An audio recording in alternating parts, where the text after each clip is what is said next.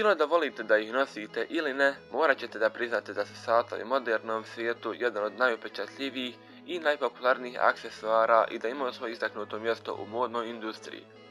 Skupocjeni satovi nosi se kao statusni simbol, mada sat ne mora da bude skup da bi bio kvalitetan i koristan. Primjer za to su pametni satovi koji se nose iz praktičnih razloga, jer osim što mjeri vrijeme imaju niz drugih korisnih funkcija. Osim toga što su istaknuti modni detalji što imaju svoju praktičnu funkciju, svakako treba spomenuti i to da satovi predstavljaju odličan poklon za nju ili njega. Satovi se često poklanjaju prilikom nekog važnog jubileja.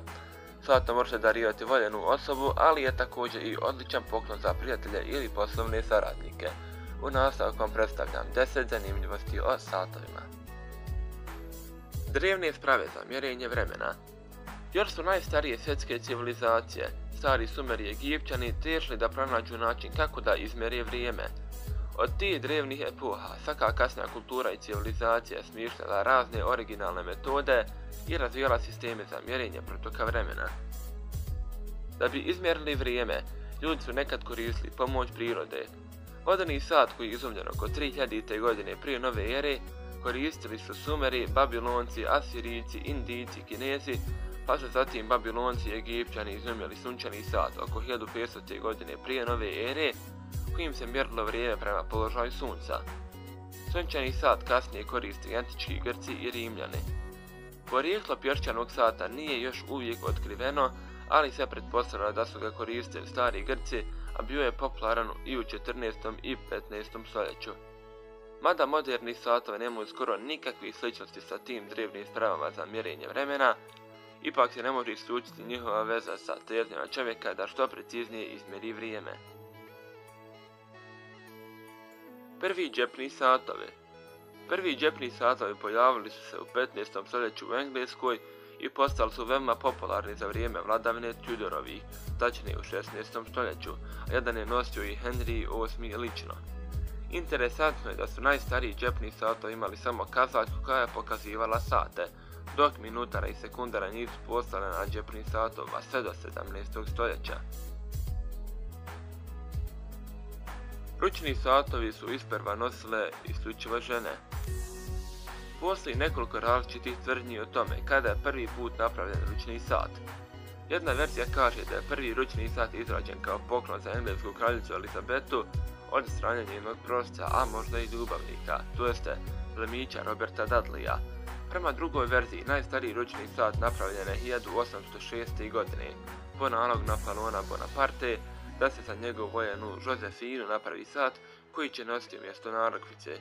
Na kraju postoji verzija prema kojoj je prvi ručni sat za jednu mađarsku graficu izradila švajcarska kompanija Patek Philippe, inače jedna od najstarijih industrija satova u svijetu.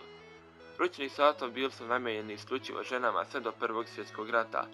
Prvi muškarci koji su stavljali sat na svoju ruku bili su vojnici u Velikom ratu, kojima su ručni satovi bili korisni jer su im omogućavali veću slobodu kretanja. Prvi ručni sat sa alarmom. Prvi model ručnog sata koji je imao funkciju alarma proizvela je švajcarska firma Eterna.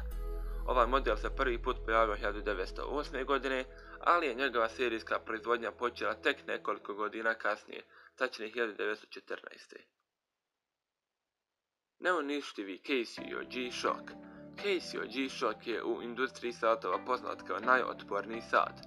Vodootporan je do velikih dubina i ima nevjerovatnu otpornost na udarce. Zanimljivo je da su ljudi iz Casija testirali njegovu otpornost na udarce tako da su G-Shock bacali sa 4. sprata zgrade, odnosno sa 10 metara visine. Najkomplikovaniji satni mehanizam. Model Patek Philippe Caliber 89 je najkomplikovaniji džepni mehanički sat ikada napravljen. Izrađen je 1989. godine od 18-karatnog zlata, posjeduje 24 kazaljke, sastoji se od 1728 dijelova i ima 33 posebne funkcije, uključujući termometar i zvijezdanu mapu. Međutim, najkomplikovaniji mehanizam među svim satovima svijeta posjeduje model 57260, još jednog čuvenog švajcarskog proizvođača Vacheron Constantin. Ovaj sat ima ukupno 2800 komponenti, a svako od njih je ručno dekorisao jedan ženevski master sa hađija korištenjem tradicionalnih tehnika. Omega Speedmaster, omiljeni sat astronauta. Prvi Omega Speedmaster proizveden je 1957. godine sa prvobitnom namjerom da služi kao holograf, to jeste kao štoperca na sportskim takmičenjima.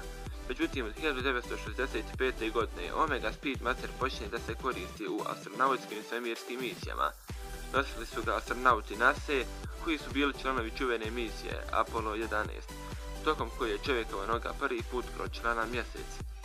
Svi članovi posade prvog zajedničkog svemirskog leta američkih i ruskih astronauta, poznatog kao projekat Apollo Soyuz iz 1975. godine, također su nosili Omega Speedmaster satove.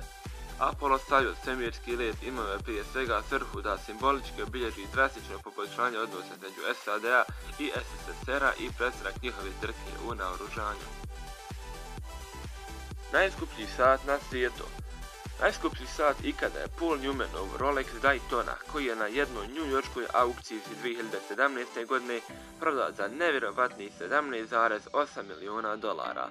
Inače, Newman je ovaj sat dobio 1968. godine kao poklon od svoje supruge Joanne Woodward. Mnogi ljubitelji satova smatraju Paul Newmanov Rolex najdragocijenijim satom na svijetu. Satovi na filmu. Jedan od omiljenih filmskih junaka, James Bond, nosi sat kao jedno od svojih glavnih špijunskih obilježja u svakom filmu.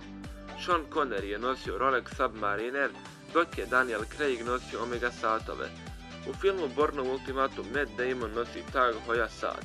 Međutim, apsolutni lider među filmskim brendovima satova je Hamilton, pojavio se preko 150 filmova od prvog pojavljivanja 1951. godine u ratnom filmu The Frogman, pa do filma Među zvijezdani u kojem Matthew McConaughey nosi model Khaki Pilot Day Date, dok Jessica Chastain i Mackenzie Foy nose Hamilton Murph.